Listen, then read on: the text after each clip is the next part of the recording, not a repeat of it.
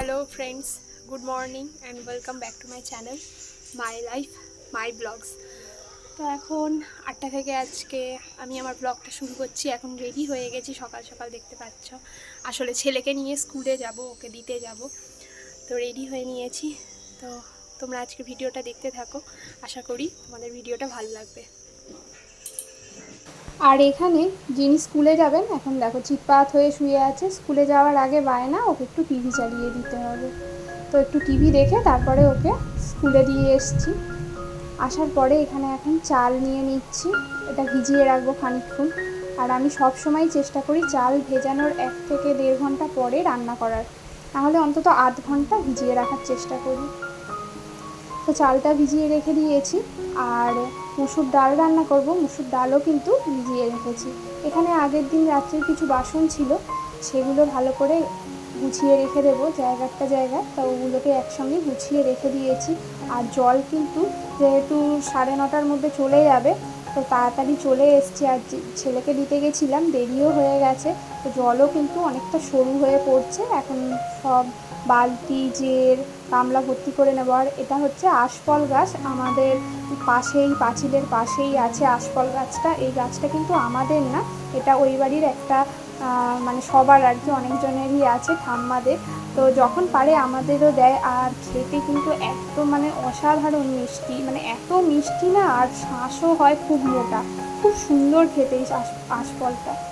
তো এই 2 বছর হচ্ছে, আগে হতো না, আগের বছর হয়েছে আর এই বছর হচ্ছে। কাজ ভর্তি হয়ে হয় জানো তো। আর এখানে করব আজকে নিরামিষ একদম রান্না, ঢ্যাঁড়স ভাজা, বরবটি ভাজা, আর কুমড়ো আলু দিয়ে ছোলা দিয়ে তরকারি। তো ছোলাও ভিজিয়ে রেখেছিলাম। তো সব মোটামুটি কমপ্লিট হয়ে গেছে অনেকটা রান্নাই। আর এখানে ভাতও হয়ে গেছে তোমাদের সঙ্গে কথা বলতে বলতে। আর আজকাল কি হচ্ছে বলো তো, মানে খুব ছ্যাঁকা খাচ্ছি, মানে একটু আগেই ছ্যাঁকা খেয়েছি। আর এই ছ্যাঁকাটা কয়েকদিন আগেই খেয়েছি, দেখতে পাচ্ছ। আর আজকে খেয়েছি এইখানটা হাঁড়ির, মানে উপুর করেছি, বুঝতে পারিনি, হাঁড়ির গায়ে টাচ করে দিয়েছি আর পুরো ছাঁকা লেগে গেছে, মানে জায়গাটা পুরো গোল হয়ে লাল হয়ে আছে। তো এখানে আমার ঢ্যাঁড়স ভাজাও হয়ে গেছে, বরবটিটাও ভাজতে দিয়ে দিয়েছি।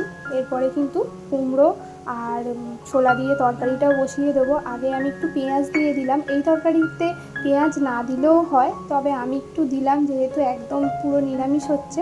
পেঁয়াজ দিলে আমার মনে হয়েছিল যে একটু টেস্ট হয়তো বেটার আসবে, তো হয়েও ছিল কিন্তু ভালো। পেঁয়াজ দিতে টেস্টটা কিন্তু একটু অন্যরকমই হয়েছিল।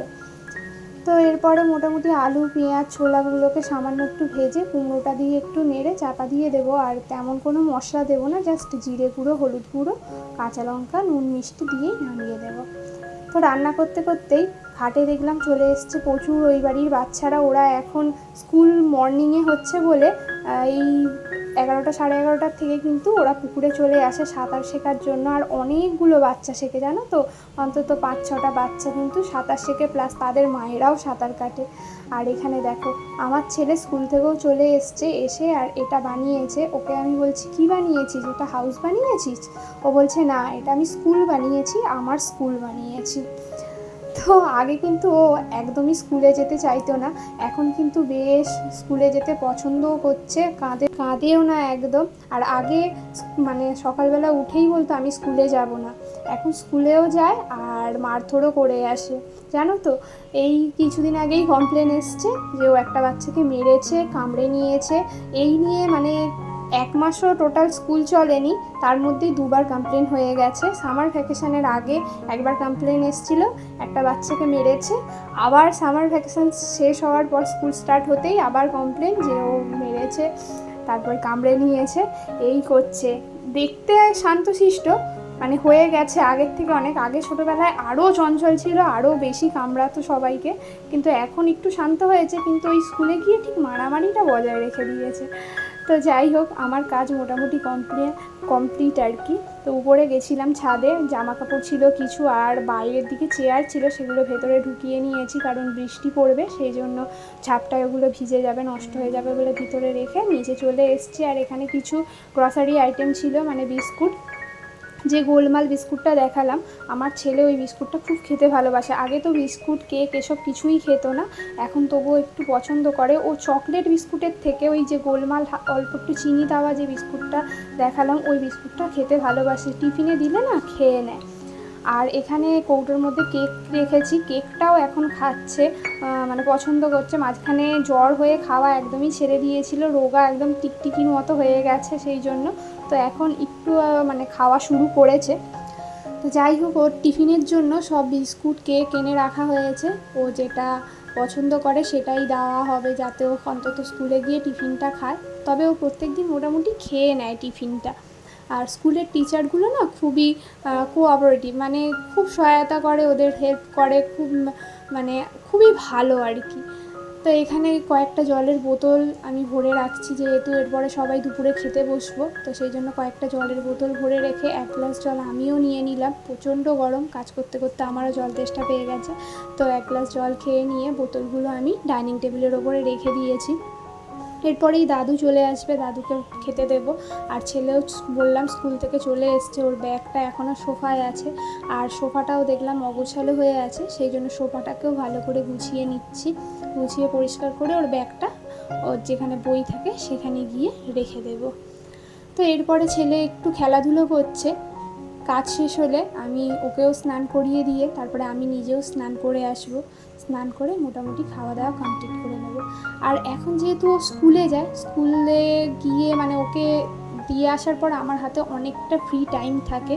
তো সেই ফ্রি টাইমের মধ্যে না আমার বেশ কাজগুলো কমপ্লিট হয়ে যায় খুব তাড়াতাড়ি। ঘন্টা দুয়েকের মধ্যেই আমি রান্নাঘরের সমস্ত কাজ প্রায় কমপ্লিট করে নিই, প্লাস ঘরের কাজও কিন্তু আমার অনেকটাই এগিয়ে যায়। অথচ ও বাড়িতে থাকলে ওর পিছনে সময় দিতে তারপরে মানে বসে বসে সময় কাটিয়ে আর কি নষ্ট হতো, কিন্তু ও স্কুলে যাওয়াতে আমার বেশ সুবিধাই হচ্ছে।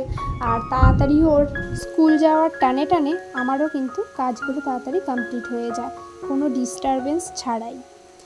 তো এরপরে আমি রান্নাঘরে চলে এসেছি, রান্নাঘর থেকে সমস্ত কাজ বাজ কমপ্লিট করে ঘরে চলে এসেছিলাম। আর ওর স্টাডি টেবিলটা ভালো করে পরিষ্কার করে নিচ্ছি। স্টাডি টেবিল বলতে আর কি সেন্টার টেবিল।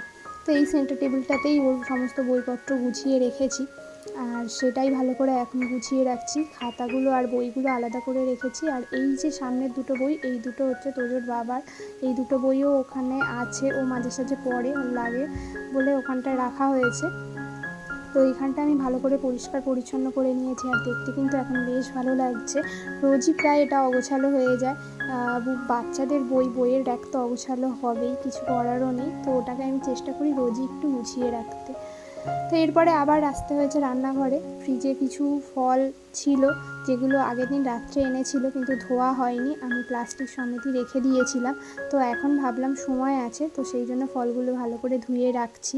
এগুলো কিন্তু আমি ছেলেকে রোজ টিফিনে দিতে পারবো।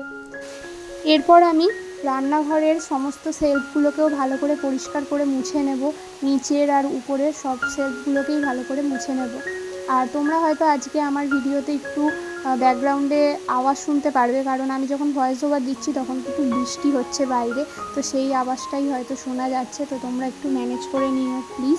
আর এখানে আমার শেলফগুলো মোছা হয়ে গেছে। মোছা হওয়ার পরে রান্নাঘরের যে জানলাটা আছে, গ্লাসটা আমি ভালো করে মুছে নিলাম, মুছে স্নান করতে চলে গেছিলাম। আর এখন আমি সেই জামা কাপড়গুলোই মেলে দিচ্ছি। তো চলো আজকের মতো এই পর্যন্তই, টাটা বাই।